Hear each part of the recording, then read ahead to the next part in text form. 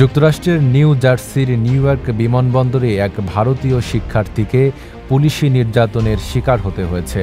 দেশ থেকে ফেরত পাঠানোর আগে তাকে হাত পা বেঁধে মাটির সাথে চেপে ধরে রাখা হয়। আর এটা ওইটা না, কাপড় ধোয়ার একটাই সলিউশন, চাকা অল ইন ওয়ান। এমন ঘটনার একটি ভিডিও সামাজিক যোগাযোগ মাধ্যমে ভাইরাল হয়েছে, যা ভারতে ব্যাপক ক্ষোভের সৃষ্টি করেছে।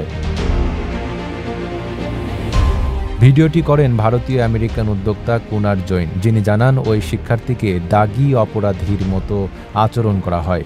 ভিডিওতে দেখা যায় 4 পুলিশ সদস্য তাকে চেপে ধরেছেন, যার মধ্যে 2 জন হাঁটু গেড়ে তার উপর বসে আছেন। এরপর তার হাত ও পা বেঁধে ফেলা হয়।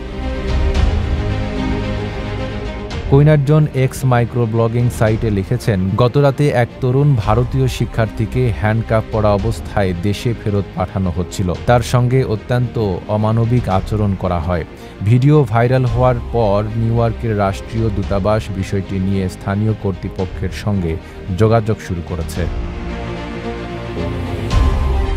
ঘটনার প্রত্যক্ষদর্শী এনডিটিভিকে জানান, ওই সময় সেখানে প্রায় 50 জন মানুষ ছিল, কিন্তু কেউ এগিয়ে আসার সাহস পায়নি।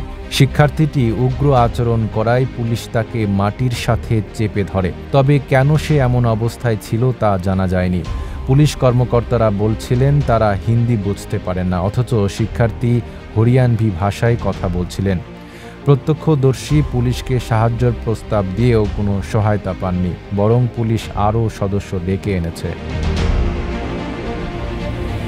তিনি বলেন, উগ্র আচরণকারীদের বিমানে উঠতে দেওয়া হয় না। ওই শিক্ষার্থী এমন আচরণের কারণে পাইলট তাকে বিমানে নিতে অস্বীকৃতি জানিয়েছেন, কারণ তিনি অন্যদের জন্য ঝুঁকি সৃষ্টি করতে পারেন। এরপরই 7 থেকে 8 জন পুলিশ এসে তার হাত পা বেঁধে ফেলে। নাইম আরাবী, ঢাকা পোস্ট।